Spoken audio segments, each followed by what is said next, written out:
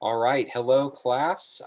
So today I wanted to go over today's agenda with you guys and just give you a quick overview of what you should be doing here in class in my absence.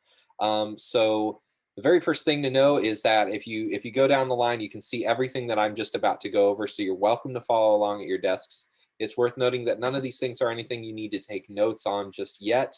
They all will come into play eventually as we do some eventual projects and presentations with them. So keep in mind that these are going to be some ideas that we're going to be referencing a lot. But our goals overall today are to compare the messages of a fictional text with a nonfiction text. Now, the last couple of classes, we've been taking the nonfiction text Tipping Point, and we've been comparing its ideas to various short stories. Today, however, we're going to turn our eyes towards a play, The Crucible by Arthur Miller. And the play itself depicts a sort of epidemic or tipping point in its own way, the Salem witch trials. So today we're going to focus on just that, but a quick review of the tipping point concepts is important here because we've already read everything we're going to read in tipping point. So I just real quickly want to go over some of the big ideas from it that we should be taking away, okay? The very first one you should remember, the three rules of epidemics include number one, the law of the few. The law of the few argues that a very select group of influential people are responsible for tipping almost all social epidemics, right? These come in three main types, you may remember. Connectors. So we're talking about people like Kim Kardashian, who their influence comes from simply being very well connected and very good at creating strong social networks. We also have people like mavens, like Dr. Anthony Fauci here in the middle, right? People who have influence specifically because of their expertise. People look to them and trust them on particular topics because they're considered knowledgeable. And then finally, we have people like the salesperson. A salesperson is really good at convincing people to value ideas or things. People who are really good at marketing, like Elon Musk, are really good examples of salespeople. But these aren't the only reason why anything tips. Another reason is the stickiness factor. He says the thing, idea, or message makes an impact because it is memorable, because it is, as he says, sticky, right? There are a couple things to consider with stickiness factor. One is repetition. Sometimes just repeating something enough makes it sticky. Consider the example he used in the book of Sesame Street, or also the example that you might think of with TikTok. When was the last time you came across a strange song on TikTok that, as it got repeated over and over, or as the dance challenge started to trend, that song became an earworm, and that earworm became really catchy, and now it's trending on Spotify, right? Repetition of something can eventually lead to it becoming more sticky. The other thing is uniqueness. Something like the Tide Pod craze that we had a year or two ago was very unique because it was just unusual. So sometimes things are sticky by virtue of simply being strange. And then finally, there's connection. Things are often sticky because they simply resonate with people and with the moment. A good example of this is the recent trend in Bernie Sanders memes. In many ways, this meme really took off for a lot of people because people identified with the mood that it portrays, if you will. Anytime you see a meme where somebody is claiming this is a mood, you're essentially looking at a stickiness factor in terms of connection. It connects with people and they identify with it. Finally, the third rule he says is power of context. Power of context is the fact that our environment has such an impact on ourselves, right? And the fact that an environment is going to have a lot of impact on how successful a trend is. You may remember I compared this to the water that a goldfish swims in, right? It's invisible to that goldfish. I mean, it's just where it's at, but it surrounds it, it's completely immersed in it. And that's the same thing with us. Our environment inevitably affects us, but sometimes it's really invisible to us. Okay, this is related, of course, to things like mob mentality, where the people around us and the environment around us can affect us and make us even do things we wouldn't normally do. We're going to see that at play in the Crucible. So let me introduce you real quick to the Crucible here. Some things you need to know about it is that the Crucible, because it's about the Salem witch trials, it inevitably is about Puritanism as well. Now, Puritanism is the belief system of people who started by living in England and other parts of the world, but eventually immigrated over to uh, the colonies. Before it was the United States, we're talking about the New England colonies, right? The recently settled area on the east coast of what is now the United States. Well, the Puritans were a little different than other Christians in England, specifically because they were very critical of the monarchy. They did not really care for the king. And unfortunately, the king did not care for them either. And one of the ways that they tried to really get at the king was through the church itself. Now, one of the things, because they were so religious, they were such religious purists, they really objected to the Anglican church, that is the English church. And the reason for this was because, if you may know the story from your history books, uh, Henry VIII, the King of England, at one point wanted to divorce his wives. Unfortunately, the Pope disagreed with him. He said he could not grant the divorce. So Henry VIII decided, hey, I'm going to create my own church and you can't do anything about it. Oh, and by the way, I'm the head of that church and we'll call it the Anglican Church, right? So the Anglican Church was founded and the king was the head of it. No longer was there a pope. The problem was the Puritans very much disagreed with a lot of what the king did, and they disagreed a lot with how the church operated. They were very strict, morally speaking, and the Anglican Church was a little too loose for their tastes. They also preferred simplicity of life, and the Anglican Church was a little more opulent, a little more decadent, and a little more immersive, the way that maybe the Catholic Church might have been in that time. They had a very different tradition, however. But as a result of their desire to sort of infiltrate the English church and to upset it, they ended up undergoing a lot of government oppression. And as a religious group, they eventually immigrated to the Americas, right, in the 1600s. This includes the famous pilgrims that you know about and read about in grade school around Thanksgiving time. Those same pilgrims, they were Puritans, right? And they brought strict religious rule to New England, however, as many and as more and more Puritans started moving to the East Coast, more and more of them had influence over the government, and they started to form very strong ties with the government. Some things you should know about their beliefs, though, is that they believed the Bible and the law to be one and the same. In other words, they ruled their government by the same rules that they saw in the Bible itself. They were very strict purists on morality, hence the name Puritan, right? They didn't use musical instruments in worship because they considered them opulent. They were too decadent, right? But they also believed that God directly judged people in the world by showing them favor or wrath, meaning if you were a farmer and you had a really healthy crop, that was probably a sign that you had done something right. And if you were a farmer and something really bad happened, say you lost your entire crop or you didn't have a very good harvest, the argument might be that you probably did something to tick God off, right? And this was the belief system they had, was that God directly intervened and judged people in the world and punished them in ways. And so good fortune was viewed in many ways as a sign of God's favor. As I mentioned before, they established what was called a theocracy. Because there were so many Puritans in New England at the time, they really were able to more or less run the government for a good period of time. And there was no separation between church and state. The church rules were the laws of the land. And the Puritans really did believe it was their place to show people the right way to live. And for a time, they did dominate New England politics. Now, eventually, this changed over time. Now, it's during this environment that the Salem witch trials happened, right?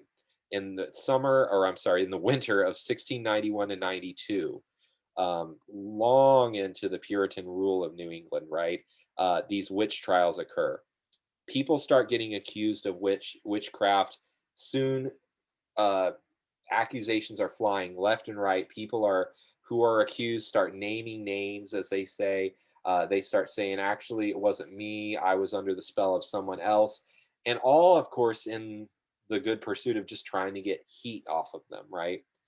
400 people were accused, 150 placed in jail, 19 people were hanged. It's worth noting 14 of them were women. It was not common for women to be hung in those days, but in Puritan law, it was considered a capital crime. You could be hung just for engaging in witchcraft.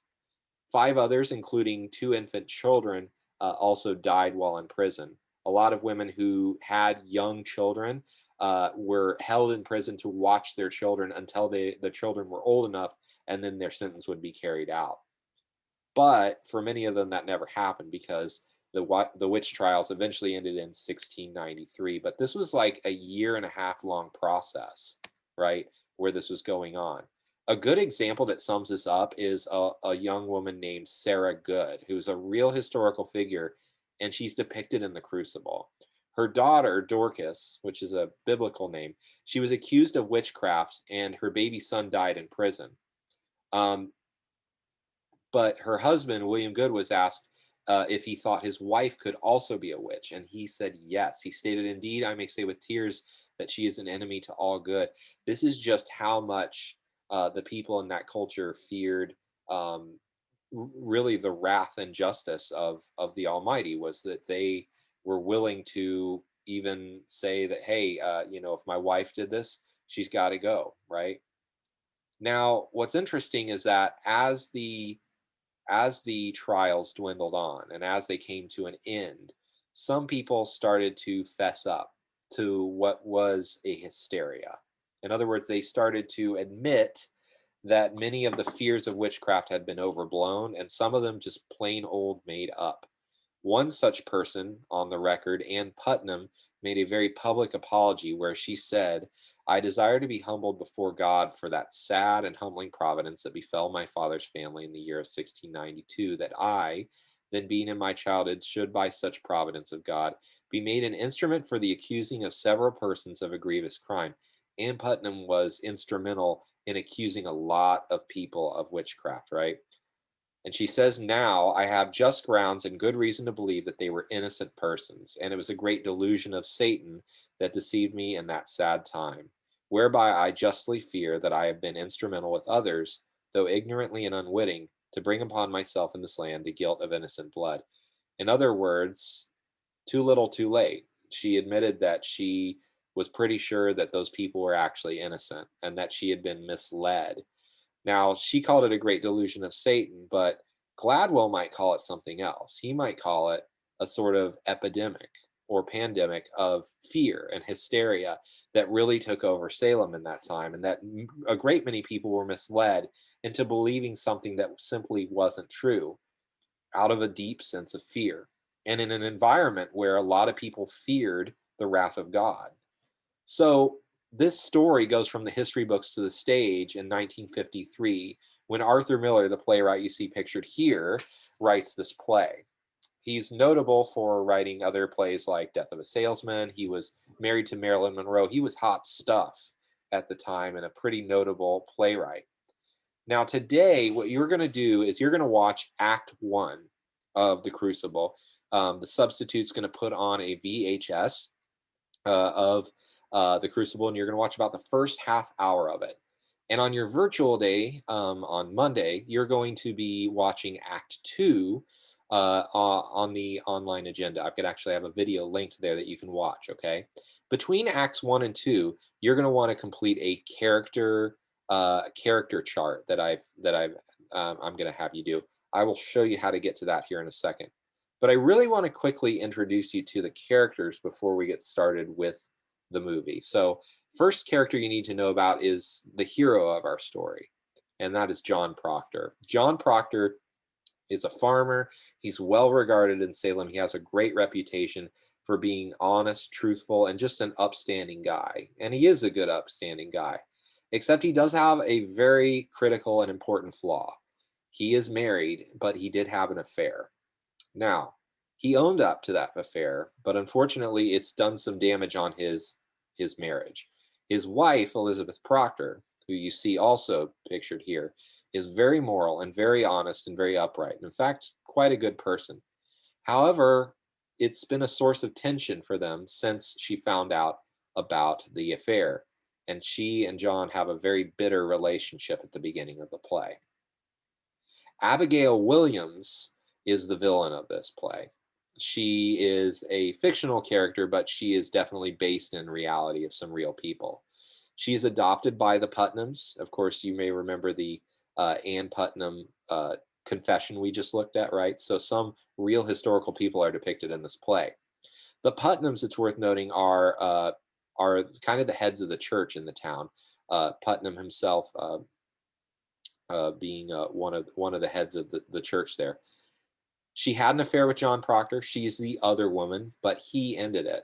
She, however, doesn't think it's over or doesn't want it to be over. She's smart, manipulative, and jealous, and she'll do anything she can to get back with John.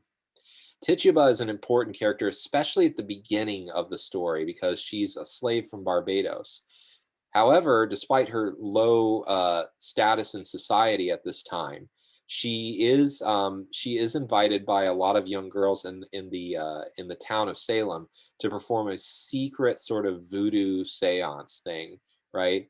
Where they innocently really just wanted to sort of cast these little spells on boys to make them like them, all right?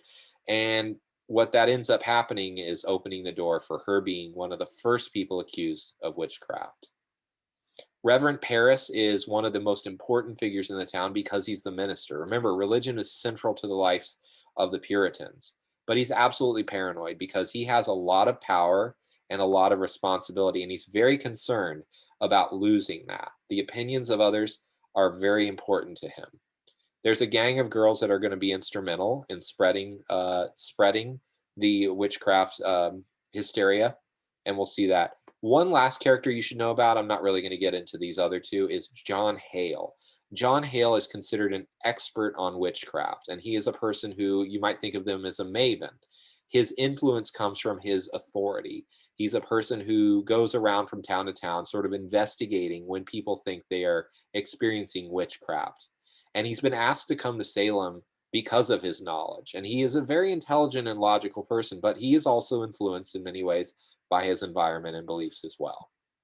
So, that said, let me show you real quick what I would like you to do.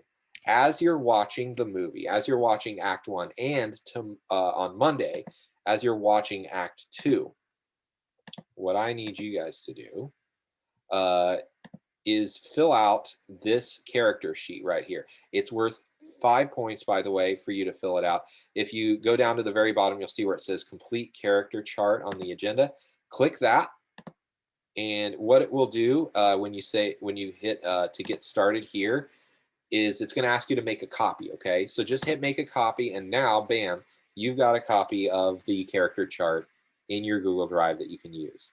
Now, what are you going to be doing with this? Well, what you're going to be doing is sort of listing out some traits that you notice about each of these characters, and just to help you out, I've given you not only their name but also their picture, because it's likely that you're not going to be able to remember all their names, but you probably could recognize them from their pictures. So as these characters come up, I would ask you to sort of think about what are some words you would use to describe their traits? What motivates them? And what is their reputation? What do people seem to think of them? Do we get any sense of that? And finally, as accusations start to happen in the witch trials themselves, I want you to identify whether or not they're a person who is an accuser, a person who tends to be on the side of accusing people, or are they one of the people who's actually accused of witchcraft? So fill out as many of these as you can. You should be able to fill out most, if not all of them, between Acts 1 and 2. And then make sure that you turn this in by the end of your virtual day on Monday. And that is it from me, guys. I'm going to let the substitute take it away. Again, miss you all. Sorry I couldn't be there, but have a great class and an awesome weekend. See you soon.